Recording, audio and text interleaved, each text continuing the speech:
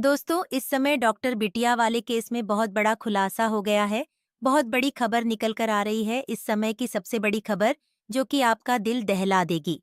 दोस्तों, इतनी बड़ी खबर है कि इस समय इतना ज्यादा वायरल हो रही है कि आप सोच नहीं सकते हैं। आखिर ऐसा कैसे हो सकता है? संजय राय, जो कि आप लोग सभी जानते होंगे, उसके प्रति बहुत बड़ी खबर निकल कर आ रही है।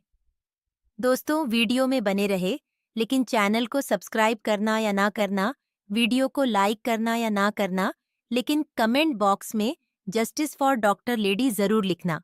दो बिटिया को इंसाफ मिलना चाहिए। आप लोग ज्यादा से ज्यादा उसकी और उसकी परिवार की सहायता करें, उसके लिए खड़े हो और कमेंट में भर दें ताकि हवन जल्द से जल्द पकड़ा जाए। जल्दी से लिखे justice for doctor lady. Kolkata case में मिल गया सबूत। डॉक्टर के माँ बाप को बोला था सुसाइड वाला झूठ। आरजी कर मेडिकल कॉलेज और अस्पताल में एक महिला डॉक्टर की संदिग्ध हत्या के मामले में उसकी स्थिति के बारे में उसके माता पिता को गुमराह किया गया। ऑडियो क्लिप से पता चलता है कि अस्पताल के अधिकारी ने पहले उसे बीमार बताया और फिर आत्महत्या की घटना बताई। दोस्तों, सबसे पहले जब तक मैं आप लोगों को वीडियो दिखाती हूँ, उससे पहले यह ऑडियो क्लिप वाला क्या मामला है, इसे जानते हैं। कोलकाता लेडी डॉक्टर केस में बेडीडीडीढ़ा अपडेट सामने आया है। इस केस में मिले दो ऑडियो क्लिप में आरजीकर मेडिकल कॉलेज और अस्पताल के अधिकारियों पर गंभीर आरोप लगे हैं। 9 अगस्त को एक महिला डॉक्टर की कथित हत्या के मामले में अस्पताल ने पीड़िता के माता पिता को गुमराह करने की कोशिश की। पहले क्लिप में अस्पताल के एक सहायक अधीक्षक ने पीड़िता के पिता को बताया कि उनकी बेटी बहुत बीमार है और अस्पताल में भर्ती है। वहीं दूसरी क्लिप में एक व्यक्ति ने माता पिता को बताया कि लेडी डॉक्टर ने आत्महत्या कर ली है और उन्हें तुरंत अस्पताल आना चाहिए। CNN न्यूज 18 की रिपोर्ट के मुताबिक पहली क्लिप में एक महिला पीड़िता के पिता से कहती हुई सुनाई दे रही है कि आपकी बेटी अस्पताल में भर्ती है, उसकी हालत बहुत खराब है, कृपया जल्दी आएं। जब वह यह जानना चाहते हैं कि उसे बुखार तो नहीं है, तो महिला कहती है कि मैं डॉक्टर नहीं हूँ, मैं एक सहायक अधीक्षक हूँ। आपकी बेटी को इमरजेंसी में भर्ती कराया गया है, उसकी हालत बहुत खराब है। एक डॉक्टर आपको इसके बारे में और बताएंगे। दोस्तों, मैं आपको बताती हूँ जो फ़ोन कॉल गया था, उसमें क्या बोला गया था। अस्पताल से जो फ़ोन गया था, जो लड़की बोल रही थी, उसने कहा, वह अस्वस्थ है, अस्पताल आ जाओ, हम उसे भर्ती कर रहे हैं। माता-पिता ने कहा, कृपया हमें बताएं कि क्या हुआ है। फिर अस्पताल वाली हॉस्पिटल वाली लड़की बोलती है, वह वास्तव में अस्वस्थ है, हम उसे भर्ती कर रहे हैं। माता-पिता बोलते हैं, क्या उसे बुखार है, उसकी हालत कितनी खराब है। आरजी कर मेडिकल वाली लड़की बोलती है, जब आप आएंगे तो डॉक्टर आपको बताएंगे। माता-पिता कहते हैं, क्या उसे बुखार है। आरजी कर हॉस्पिटल वाली लड़की नहीं बता सकते, शायद उसने आत्महत्या कर ली हो। माता-पिता ने कहा, चुप रहो, क्या बकवास करती हो। आइए दूसरी स्लिप की बातें जानते हैं। दूसरी स्लिप में आखिर क्या कहा उसे शख्स ने जिसे उनके माता-पिता को फोन किया था। दूसरी क्लिप में एक शख्स उसके माता-पिता से कह रहा है कि जितनी जल्दी हो सके आ जाओ, आपकी बेटी अब नहीं रही, हो सकता है कि उसने आत्महत्या कर ली हो। पुलिस यहाँ है, इसलिए आप भी जल्दी आ जाओ। जब आप यहाँ होंगे तो आपको और पता चलेगा। दोस्तों, यहाँ पर आरजी कर मेडिकल कॉलेज के लोग माता पिता को गुमराह कर रहे हैं, उनको सही जानकारी नहीं बता रहे हैं। दोनों ऑडियो क्लिप से ये साफ है कि डॉक्टर के माता पिता बार बार उसकी हालत के बारे में जानने की जिद कर रहे थे, लेकिन अधिकारी केवल यह कहकर उनके सवालों को टालते रहे कि पूरी स्थिति के बारे में एक डॉक्टर ही उन्हें बता सकता है। हालांकि इन ऑडियो क्लिप को एनबीटी की ओर से वेरीफाइड नहीं किया जा सका, लेकिन वे माता-पिता के इस बयान पर प्रकाश डालते हैं कि अस्पताल के अधिकारियों ने उन्हें सूचित किया कि उनकी बेटी की आत्महत्या से मृत्यु हुई और उन्होंने अस्पताल पहुंचने के बाद कम से कम 3 घंटे तक उन्हें उसका चेहरा कैसे नहीं देखने दिया। कॉल किसने की? उपलब्ध जानकारी के अनुसार अनीता धारा को सहायक अधीक्षक होने का संदेह है, जिनकी आवाज ऑडियो क्लिप में सुनी जा सकती है। हालांकि चेस्ट मेडिसिन विभाग के पूर्व प्रमुख ने पुलिस और सीबीआई को बताया था कि कॉल द्वैपायन बिस्वास ने की थी, जो एक डिप्टी सुपरिटेंडेंट हैं। आई वीडियो क्लिप देखने से पहले हम जानते हैं वो 35 मिनट जिसमें दफन है लेडी डॉक्टर के राज, उस रात का कौन सा सच जानते हैं संदीप घोष संजय रॉय। कोलकाता के आरजी कर केस में सीबीआई सवालों के चक्रव्यूह में फंस चुकी है। सीबीआई के सामने इतने सवाल हैं जिसके जवाब मिले नहीं मिल रहे हैं।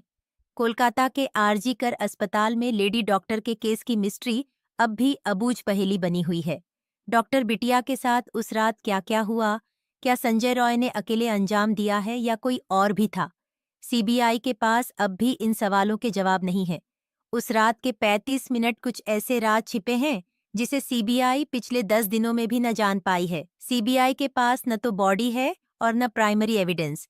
सीबीआई के सामने सवालों की लंबी लिस्ट है। क्या वाकई कातिल संजय रॉय है या कोई और? क्या कत्ल एक से ज्यादा लोगों ने मिलकर किया है या कत्ल संजय रॉय ने किया और सबूत किसी और ने मिटाए? आखिर सच क्या है? इससे अब भी सीबीआई अनजान है। आखिर क्या राज है जो पर्दा में है? क्या कोलकाता पुलिस की थ्योरी सीबीआई के गले नहीं उतर रही है? आखिर 8-9 अगस्त का क्या सच जानते हैं संदीप घोष या कोई सच छुपा रहे हैं? पीड़िता को आखिरी बार जिंदा देखने वाले वो चारों डॉक्टरों के पॉलीग्राफ टेस्ट से सीबीआई को क्या हासिल हो सकता है? सीबीआई संभल कर इस केस में आगे बढ़ रही है और इन सभी सवालों के जवाब तलाशने में जुटी है। अब समझते हैं कि आखिर सीबीआई के सामने चुनौती क्या है, जिसके चलते उसे 1-2 नहीं बल्कि 6-6 लोगों के पॉलीग्राफ टेस्ट कराने की जरूरत पड़ी है। सीबीआई के सामने चुनौतियों का पहाड़ है। सीबीआई के सामने सबसे बड़ी डी चुनौती ये है कि सीबीआई उन्हीं सबूतों पर जांच करने के लिए मजबूर है जो कलकत्ता पुलिस से सीबीआई को मिले हैं। 1. कलकत्ता पुलिस द्वारा लिया गया पीड़िता का डीएनए सैंपल। 2. सीबीआई की केस में एंट्री से पहले ही पीड़िता की बॉडी का पोस्टमार्टम हुआ और बाद में अंतिम संस्कार भी कर दिया गया। इस वजह से अब दोबारा सैंपल नहीं लिया जा सकता। 3. सीबीआई के पास न बॉडी है न ही स्पॉट पर मौजूद पूरे साक्ष्य। 4. मौका ए वारदात पर एक से ज्यादा लोगों के फुटप्रिंट्स जो जांच में अड्डदहचन पैदा कर रहे हैं। 5. सेमिनार हॉल में इस कदर क्राइम सीन से छेड़खानी हुई है जिस वजह से जब तक सीबीआई के पास जांच आई तब तक स्पॉट यानी क्राइम सीन पर इतने लोगों का आना जाना हुआ कि साक्ष्य में घाल-मेल हो गया। इसकी वजह से वहां एक से अधिक फुटप्रिंट्स मौजूद मिले। इसलिए टेक्निकल सबूत जुटाने में भी सीबीआई को दिक्कतें आ रही हैं। दोस्तों, संदीप घोष पर भी है शक। इतना ही नहीं, आरजी कर अस्पताल के पूर्व प्रिंसिपल संदीप घोष के कंडक्ट को लेकर भी सीबीआई कंफ्यूज है। संदीप घोष से पिछले कई 7 दिनों में 88 घंटे से ज्यादा वक्त तक सीबीआई ने पूछताछ की है। वह बार बार एक ही बात कह रहे हैं कि जैसे ही उन्हें पता लगा कि हत्या हुई है, उन्होंने लीगल प्रोसीडिंग की। हालांकि अस्पताल के एक सीनियर सदस्य से परिवार वालों को गलत जानकारी दी गई कि उनकी बेटी की तबीयत खराब है। फिर कहा कि उनकी बेटी ने सुसाइड कर लिया है। एफआईआर में भी देरी इस मामले में एफआईआर में भी देरी हुई थी, जिस पर सुप्रीम कोर्ट में भी बवाल मचा था। अस्पताल के सेमिनार हॉल का जल्दबाजी में स्पॉट के बगल में रेनोवेशन करवाया गया, जिस वजह से सबूत नष्ट हुए। सीबीआई के पास ज्यादातर वही सैंपल है, वो कलकत्ता पुलिस द्वारा कलेक्ट करे हुए ही हैं। सीएफएसएल ने कुछ और सबूत 3D मैपिंग के जरिए कलेक्ट किए हैं, पर वो वारदात के इतने दिनों बाद कलेक्ट किए गए हैं, इस वजह से भी वो सब पर्याप्त नहीं है। इसके अलावा आखिर ऐसा क्या है जिससे पॉलीग्राफ टेस्ट की आवश्यकता पड़ रही है? पॉलीग्राफ टेस्ट की जरूरत क्यों? इसी वजह से अब सीबीआई को संजय रॉय, संदीप घोष और 4 ट्रेनी डॉक्टर्स का पॉलीग्राफी टेस्ट कराने की जरूरत पड़ी ताकि सीबीआई यह जान सके कि जो स्टेटमेंट इन सभी के रिकॉर्ड किए गए हैं, क्या वो वाकई ठीक हैं या जानबूझकर किसी को बचाने के लिए पहले से तैयार ऐसे जवाब दिए जा रहे हैं। इन पॉलीग्राफी टेस्ट से सीबीआई अभी तक स्पॉट की स्थिति को कंफर्म कर लेना चाहती है। हालांकि पॉलीग्राफी टेस्ट के कोई मायने कोर्ट में नहीं होते हैं, लेकिन इससे सीबीआई को जांच में काफी मदद मिलेगी। इसके अलावा इस केस को लेकर जो सीबीआई ने दावा किया कि स्टेट पुलिस की वजह से क्राइम सीन को पूरी तरह खराब कर दिया गया, इसलिए उनको क्राइम सीन से ज्यादा एविडेंस नहीं मिल पाए। सीबीआई ने सुप्रीम कोर्ट में इस बात को लेकर दावा किया कि कोलकाता पुलिस ने क्राइम सीन को सुरक्षित नहीं रखा। अब बड़ीदा सवाल ये है कि सीबीआई ने जिस क्राइम सीन की सीए फैसल के एक्सपर्ट के जरिए जांच करवाई, क्या वो सीए फैसल के एक्सपर्ट छुपे हुए सबूत नहीं तलाश कर पा रहे हैं? आखिर उन 35 मिनट में क्या हुआ? इस सवाल का जवाब सीबीआई कब तक ढूंढ पाएगी? दोस्तों, गौरतलब है कि 9 अगस्त की सुबह आरजी कर अस्पताल के सेमिनार हॉल में लेडी डॉक्टर का शव मिला था। 8 अगस्त की रात को लेडी डॉक्टर ड्यूटी पर थी।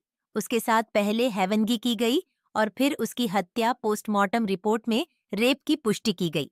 इस हत्या को लेकर देश भर में गुस्सा दिखा। सड़क से संसद तक इसकी गूंज सुनाई दी। देश भर के डॉक्टर हड़ताल पर गए। इसका मुख्य आरोपी संजय रॉय अभी सीबीआई की कस्टडी में है।